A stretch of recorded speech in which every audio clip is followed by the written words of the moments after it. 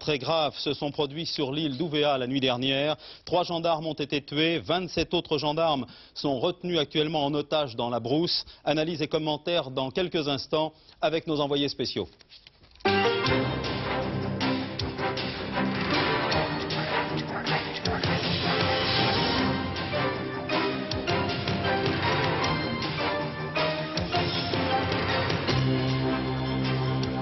Open de Monte-Carlo, Noah et Tulane qualifiés pour les demi-finales. Noah qui a battu le contre rencontrera Lendl, le vainqueur de Nyström. Dernier tour de piste avant le premier tour pour les 9 candidats à l'Elysée. Dans 48 heures, ils ne seront plus que 2. Michelin bénéfices et débrayage en hausse. Le géant du pneumatique poursuit son redressement mais dérape sur sa politique salariale. 4 industriels français sous les verrous. Ils sont accusés d'avoir livré du matériel sensible à l'URSS depuis 1970. Affaire sérieuse, commente le Quai d'Orsay. Une journée supplémentaire de détention pour Marcel Fontaine, Jean-Paul Kaufmann, Marcel Carton. Les otages français au Liban n'ont toujours pas été libérés. 3 gendarmes massacrés à l'arme blanche en Nouvelle-Calédonie, 27 autres séquestrés quelque part dans la brousse sur l'île d'Ouvéa. C'est le bilan de l'opération Commando menée très tôt ce matin par les indépendantistes kanaks. Difficile de faire le point car il est actuellement 5 heures du matin à Nouméa en Nouvelle-Calédonie. Seule certitude, cette affaire ravive les passions à la veille des élections. Dimanche, les néo-calédoniens sont appelés aux urnes à la fois pour l'élection présidentielle et pour les élections régionales. Le film des événements avec notre envoyé spécial, Dominique Thiers. Postés sur le toit de l'aéroport d'Ouvéa, les gendarmes ont pris position. 200 hommes ont été envoyés en renfort de Nouméa. 3 morts, 3 gendarmes abattus à l'arme blanche, des machettes, des sabres. La nouvelle a ébranlé le territoire. Ils se sont fait surprendre tôt ce matin dans le cantonnement de Fayaoué. Ils ont été désarmés et c'est sans doute à cet instant que les coups de feu ont claqué. Par rotation, les hélicoptères Puma chargés d'hommes se sont rendus sur les lieux, au moment où l'on apprenait que les assaillants avaient pris en otage et emmené avec eux 26 gendarmes. Sur toute l'île, des barrages ont été mis en place et pour Diku Kewe, le sénateur RPR, cette opération commando est un acte de terrorisme.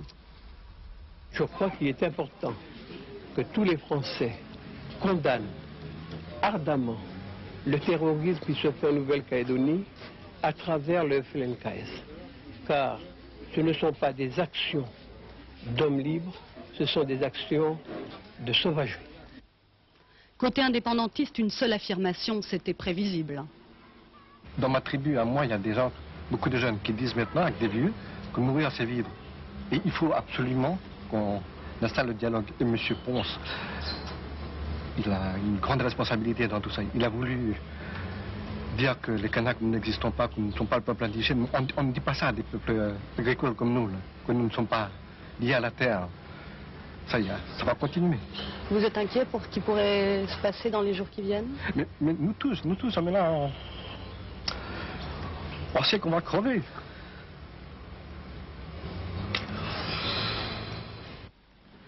Sur l'aéroport de Magenta à Nouméa, un homme lutte entre la vie et la mort. Il vient d'être rapatrié de l'île où se sont produits les affrontements. C'est le gendarme le plus grièvement blessé. Il a 3 balles dans la tête. Avec lui, 3 Mélanésiens, eux aussi atteints par balles, à l'abdomen et aux jambes. Ils faisaient partie du commando. Le sinistre balai des avions qui ramenait les familles des gendarmes vivant à Ouvéa s'est poursuivi tard dans l'après-midi. Nous sommes tenus à distance derrière les vitres de ces camionnettes, la dépouille d'un des gendarmes tués. Toutes les opérations de recherche ont cessé. Dès la tombée de la nuit, elles reprendront demain matin à l'aube. À Nouméa, à l'état-major de la gendarmerie, on pense que les 26 personnes prises en otage ont été réparties par groupe dans toute l'île. À 48 heures du scrutin régional et présidentiel, les autorités locales sont, selon leur propre expression, très préoccupées. Dès ce matin, Jacques Chirac avait réuni un conseil restreint à l'hôtel Matignon. Le gouvernement a immédiatement affirmé sa volonté de rétablir la sécurité dans les meilleurs délais. Dès ce matin également, le chef de l'État, François Mitterrand, avait demandé à son Premier ministre de lui rendre compte de la situation. Reste que ces deux affrontements très graves surviennent à 24 heures de l'élection présidentielle. Le président de la République et son Premier ministre ont toujours affiché des points de vue différents sur l'affaire calédonienne. Nul doute que l'un et l'autre vont aborder cet épineux problème au cours de leurs toutes dernières interventions.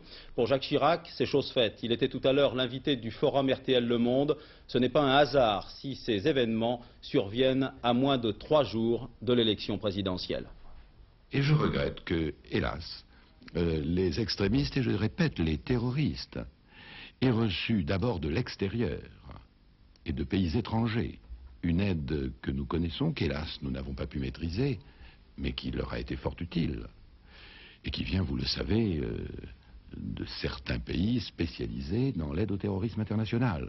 Et d'autre part, je regrette que le Parti socialiste, notamment, par l'ensemble de ses représentants qui sont allés en Nouvelle-Calédonie, ait toujours eu une attitude d'encouragement au FLNKS qui ne pouvait pas manquer d'avoir des conséquences de cette nature, et que j'ai condamné. Alors, ne me parlez pas de mise en garde venant de M. Mitterrand, car je récuse naturellement leur bien fondé. François Mitterrand, le chef de l'État, tient en ce moment même son dernier grand meeting de la campagne au Bourget. Le chef de l'État va sans doute évoquer lui aussi l'affaire calédonienne. Nous serons fixés en direct dans quelques instants. Les autres réactions en bref. Jean-Marie Le Pen affirme que ces événements apportent un démenti formel à ceux qui assuraient que la sécurité était rétablie en Nouvelle-Calédonie. Pierre Juquin estime qu'il faut accorder le droit à l'indépendance aux Kanaks. Les incidents en Nouvelle-Calédonie marquent incontestablement les dernières heures de la campagne présidentielle, une campagne qui s'achèvera ce soir à minuit. Aujourd'hui encore, les candidats ont développé leurs arguments. Les tout derniers, c'est le cas de Raymond Barre à Paris, dans la capitale. Contact direct, vous allez le voir, avec les jeunes dans un centre de formation. Le candidat Barre estime que cette visite symbolise la campagne de proximité qu'il mène depuis la mi-1987. Par contre, pas de commentaires sur la Nouvelle-Calédonie. Reportage Roland Sicard. Dans un autre domaine, Monsieur Barre, quelle est votre réaction aux événements de Nouvelle-Calédonie? Pas d'autre domaine aujourd'hui, laissez-moi. Raymond Barre n'aime pas mélanger les genres. Il voulait terminer sa campagne dans un centre pour apprentis sur le thème de la formation professionnelle. Pas question de brouiller le message, il n'a parlé que de formation professionnelle. Un sujet que le député de Lyon développe depuis plusieurs mois. L'éducation est une des priorités de son programme. Je considère qu'en France, nous n'avons pas fait l'effort suffisant en matière d'apprentissage et de formation professionnelle. Comme on m'a signalé que ce centre était exemplaire, qu'il marquait la liaison nécessaire entre l'apprentissage et les professions qui ont besoin de jeunes qu'elles souhaitent bien former, et j'ai voulu me rendre compte sur place de ce qui était fait, des problèmes qui se posaient, des besoins financiers. Et je repars convaincu que sur les 10 prochaines années, la première chose que nous avons à faire pour les jeunes, c'est de leur donner les moyens d'une formation adaptée, c'est-à-dire une augmentation des effectifs dans l'apprentissage et un développement de la formation professionnelle. Dernier propos de campagne, le Tour de France de Raymond Barre est à présent terminé. Le député de Lyon attend le verdict des urnes. Il se croit capable de créer la surprise le 24 avril. Oui, mais à la semaine prochaine. Écho, petite phrase meeting, voici les derniers temps forts de la campagne présidentielle. À 24 heures du scrutin, tous les observateurs estiment que la campagne version 88 a été beaucoup plus marquée par un affrontement des personnalités que par un débat sur les programmes. Voici le journal des présidentielles préparé par Bernard Pradino.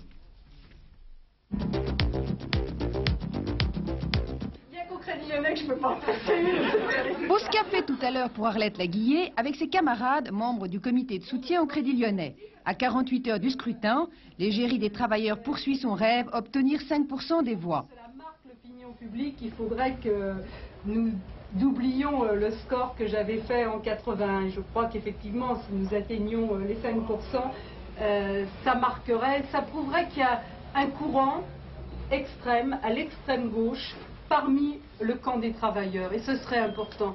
Et vous savez, les organisations réformistes disent souvent que oh, mais le radicalisme, ça fait peur. Et moi je dis non, regardez nos adversaires de l'extrême droite, leur radicalisme, qui est un radicalisme anti-ouvrier, ne fait pas peur. Dimanche soir, Arlette Laguiller fera son dernier tour de piste pour prêcher l'abstention au deuxième tour. Puis elle s'en ira jusqu'à la prochaine fois.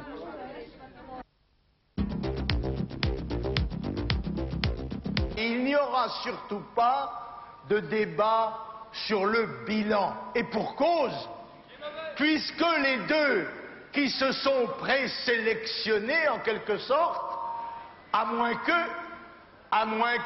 le peuple n'y mette le holà. Ils sont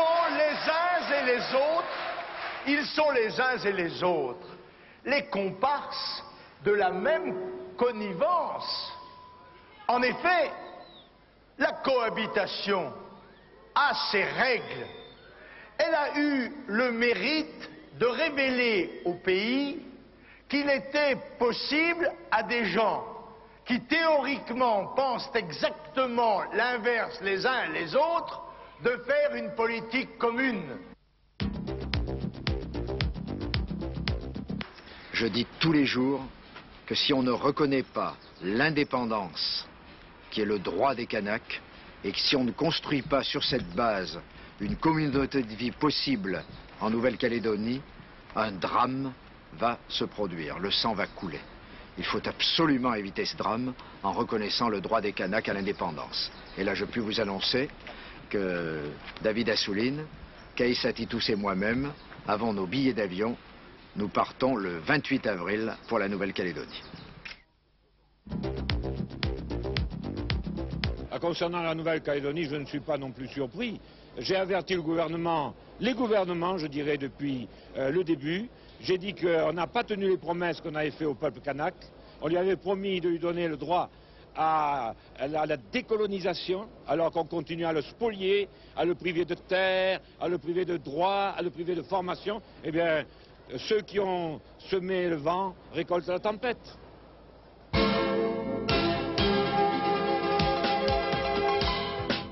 Voilà, je vous rappelle qu'avant la fin de cette édition de 20h d'Antenne 2, nous nous rentrons en direct au Bourget où François Mitterrand tient son tout dernier meeting. À part cela, dernier prolongement de la campagne ce soir aux alentours de 23h. Ensuite, l'équipe d'Antenne 2 associée à Europe 1 et aux confrères de Paris Match vous donne rendez-vous dimanche, c'est important, notez-le, à partir de 19h50, soirée exceptionnelle, avec les estimations des 20h, les résultats et les principaux commentaires. La politique, on y revient dans quelques instants quand même. À Clermont-Ferrand, le ton monte chez Michelin. Multiplication des débrayages, grandes manifestations dans les rues de la ville. Les syndicats partent en guerre contre la politique salariale de l'entreprise. Il faut dire que l'augmentation de 20 centimes, j'ai bien dit 20 centimes du salaire horaire, a été perçue comme un affront par bon nombre de salariés. Pour l'instant, le dialogue syndicat-direction est au point mort. Le dernier conflit de cette ampleur remonte à quelques années, à 1977. Et puis, concours de circonstances, on a appris aujourd'hui que le groupe Michelin affichait un bénéfice net de 2,6 milliards, soit une progression de 38%. Reportage, Christophe Martet. Dans cette cité ouvrière construite par Michelin en 1925, les rues s'appellent rue de la Volonté, rue de la Vaillance ou encore rue du Devoir. Symbole un peu désuet de la toute-puissance de la firme du pneu, qui il y a quelques années encore possédait écoles, magasins et hôpitaux à Clermont-Ferrand. Raymond Pinet, lui, est né ici, au 170 de la rue du Courage. Je suis allé aux écoles Michelin depuis la maternelle jusqu'à ma sortie à 16 ans au brevet. Et par la suite, j'ai suivi 3 ans l'école d'apprentissage technique avec un CAP professionnel. Et à 23 ans, en 58, je suis rentré chez Michelin. Donc ça fait 30 ans d'ancienneté dans cette usine.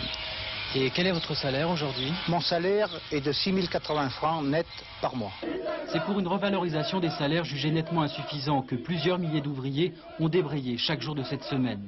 Début avril, l'augmentation de 20 centimes du salaire horaire a joué le rôle de véritable détonateur. 20 centimes, cela fait 25 francs par mois pour les 10 000 ouvriers de Michelin. Une augmentation que les syndicats estiment provocante.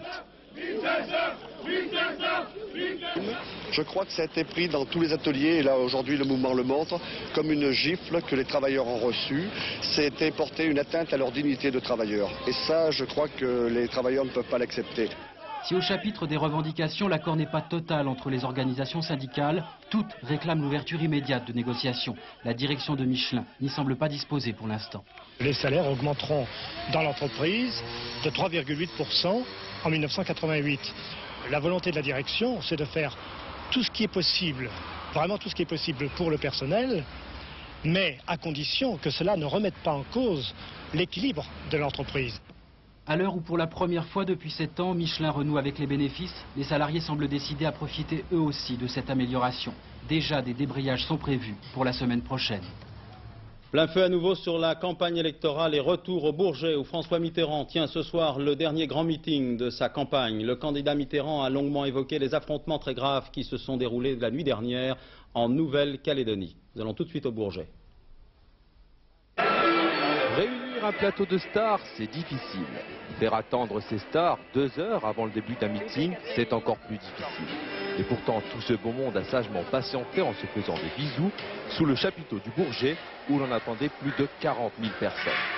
Plus habitués à ce genre d'exercice, les stars de la politique sont arrivés plus tard. Tout le Parti socialiste est là, de Michel Rocard à Lionel Jospin. Une arrivée symbolique en équipe. Ce soir, en effet, on nous promet un meeting très politique.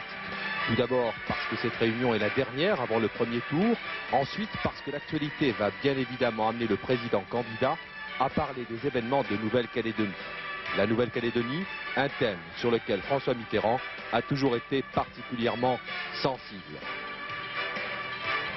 Précisément, je vous propose d'écouter le président Mitterrand. Il parlait à l'instant même des incidents graves de la nuit dernière en Nouvelle-Calédonie. François Mitterrand. Et je ne pensais pas que ce propos s'appliquerait à un petit bout de territoire quelque part, où l'on s'affronte, où l'on se frappe, où l'on se tue, sous le drapeau de la République française.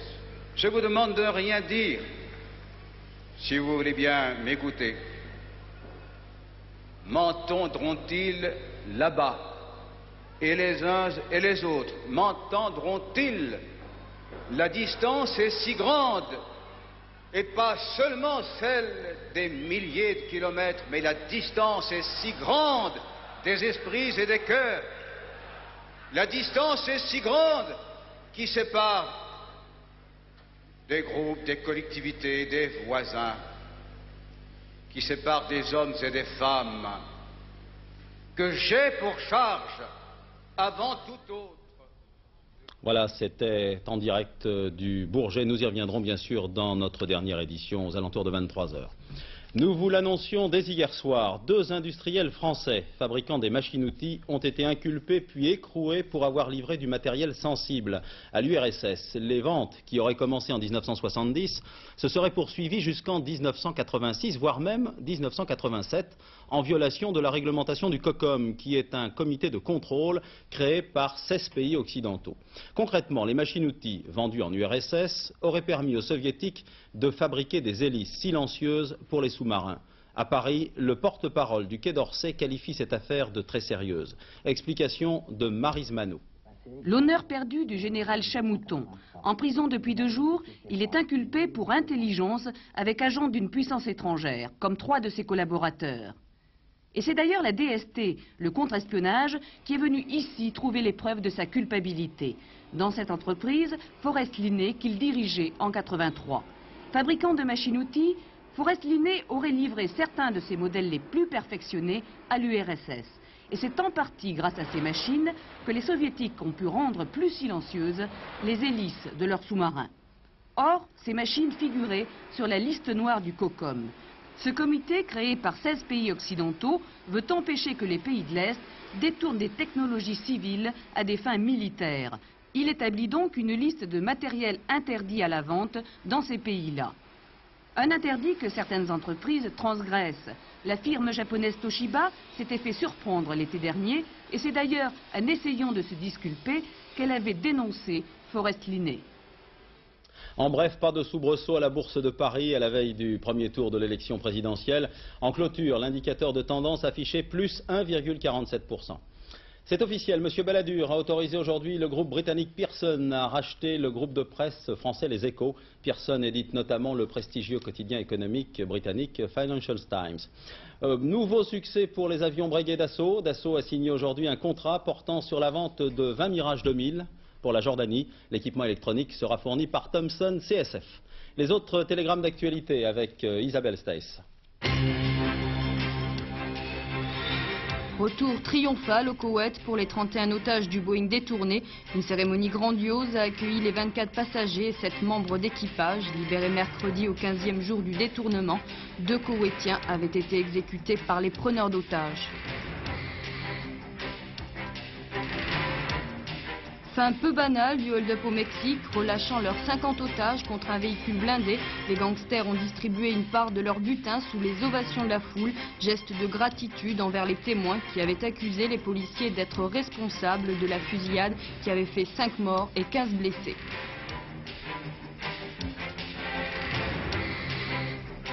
Renault Cléon, usine morte aujourd'hui, porte d'accès bloquée, production arrêtée. Une action de la CGT qui proteste depuis plusieurs semaines contre un plan de 135 licenciements. La CGT ne respecte pas la liberté du travail, estime la direction. Aurélie vivante, la fillette de 2 ans et demi disparue mercredi à Vrilly, a été retrouvée indemne près d'un ruisseau. Apparemment en bonne santé, l'enfant a été transporté à l'hôpital pour y subir des examens. Reste à comprendre comment Aurélie a pu échapper à 2 jours de recherches intensives. Otages français au Liban, peut-être un nouvel espoir ce soir. On a du mal à en parler car d'espoir en espoir, on recule l'échéance. On vient d'apprendre qu'un Falcon 50 suisse a atterri cet après-midi aux alentours de 18 h sur l'aéroport international de Beyrouth. C'est un journaliste de l'AFP qui a fait cette constatation et qui le relate dans cette dépêche. 4 personnes, 3 hommes et une femme blonde sont sortis de cet avion. Selon les rumeurs entretenues ce soir à Beyrouth, ils transportaient cet avion des négociateurs venus régler la libération des 3 otages français détenus en ce moment au Liban et à Beyrouth plus spécialement par le djihad islamique. C'est tout ce que l'on peut dire pour le moment, mais pas d'espoir excessif. En URSS, le bras de fer continue entre partisans et adversaires de la perestroïka. Le dernier épisode, c'est la mise à l'écart d'Igor Ligachev, le numéro 2 soviétique. À Moscou, on parle d'un repos, d'un court repos ordinaire. Monsieur Ligachev a d'ailleurs fait une brève réapparition aujourd'hui. Mais les politologues tablent plutôt sur une nouvelle offensive de Mikhaïl Gorbatchev contre les conservateurs. Commentaire Georges Bortoli. On a retrouvé Ligachev. Le numéro 2 du parti était assis très normalement à la droite de M. Gorbatchev cet après-midi au cours d'une cérémonie, après une longue et inexplicable disparition. On a retrouvé M. Ligachev, mais a-t-il, lui, retrouvé ses pouvoirs? C'est douteux. En tant que secrétaire chargé de l'idéologie, il dicte d'habitude à plusieurs grands journaux leurs lignes politiques. Or, ces journaux font maintenant l'apologie des réformes de M. Gorbatchev qui précisément déplaisent à M. Ligachev. On comprend donc qu'en arrivant aujourd'hui au Kremlin, l'Américain Schultz ait trouvé un Gorbatchev tout sourire. M. Gorbatchev avait la mine épanouie d'un numéro 1 qui vient de jouer un bon tour à son numéro 2. Mais est-ce définitif? Une contre-attaque des conservateurs de M. Ligachev reste possible. On ne connaîtra qu'en fin juin, à la conférence du parti, l'épilogue de cette curieuse cohabitation à la soviétique. Le sport, le choc, Noah Lecomte en quart de finale du tournoi de Monte-Carlo. C'était avant tout une question de prestige et de suprématie. À 1 mois du tournoi de Roland-Garros. À l'arraché, c'est Noah qui l'a emporté. Commentaire de Jean Mamère. Tie-break au 2e set, Henri Lecomte a une première balle de match sur le service de Noah. La balle est bonne, le retour aussi, mais l'arbitre estime le service mauvais. C'est le tournant du match. 5 minutes plus tard, Henri Lecomte a perdu le set et sa concentration. Il est foudrage. Je veux dire, j'ai perdu le match, j'ai perdu, mais de toute façon, dans ma tête, pour moi, j'ai gagné. J'ai fait 2 matchs. J'ai gagné un match et l'autre, j'ai joué un autre match. Donc, le 3e, c'était très difficile pour moi de revenir. J'ai essayé, mais bon, j'ai perdu. Il est vrai que Yannick Noah a sauvé 3 balles de match avant de remporter ce 2e set et l'on comprend aisément qu'il laisse éclater une telle joie. Car lui le sait, il a eu longtemps la tête dans le seau. Cette balle litigieuse a malheureusement gâché une bataille qui a fait rage pendant 2 heures. Cet après-midi, Yannick Noah a remporté la guerre, 6-3 au dernier set. Demain, dur programme pour le Français. Il rencontre Lendl en demi-finale. Une autre guerre. Voilà, il y a quelques minutes en fin d'après-midi, un autre Français, Thierry Tulane, s'est qualifié pour les demi-finales, lui aussi, du tournoi de Monte-Carlo, en battant l'Équatorien Andrés Gomez. Je vous donne le score en 2-7, 7-5 et 6-1. Amis turfistes, attention, crayon, papier, voici les pronostics de Pierrette Bresse pour le tiercé et le quarté de samedi. C'est sur l'hippodrome d'Anguin, dans le prix d'Argonne. 16 partants, voici les pronostics de Pierrette.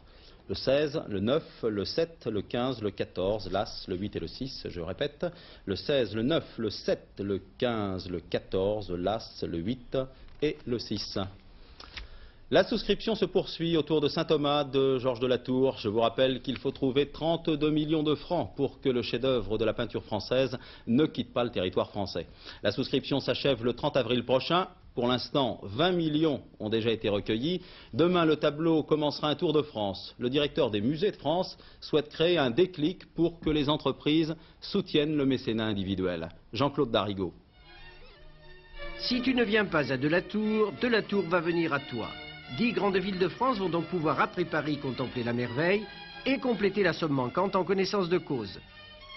D'un bout à l'autre de la province, il y a en ce moment des initiatives d'individus, d'associations, de groupements divers pour recueillir des fonds pour notre souscription. Tout ça est en cours et c'est pour ça que je suis certain que nous allons gagner. Pourvu, à une condition, c'est que tous les gens qui ont manifesté leur intérêt pour cette affaire, et ils sont innombrables, n'oublient pas maintenant de remplir leur chèque et de l'envoyer à la Fondation de France. Et je suis convaincu qu'ils ne vont pas nous abandonner maintenant. Donc, votre conclusion, je pars gagnant. Tout à fait. Les Français vont aller aux urnes ces jours-ci, qui n'oublient pas l'urne de Saint-Thomas. Et là aussi, le taux d'abstention sera décisif. Fin de ce journal. Dans quelques instants, José Blanc-Lapierre vous dira tout sur le ciel du week-end. C'est pas mauvais, hein, je vous rassure tout de suite. Prochain rendez-vous d'information, 22h45.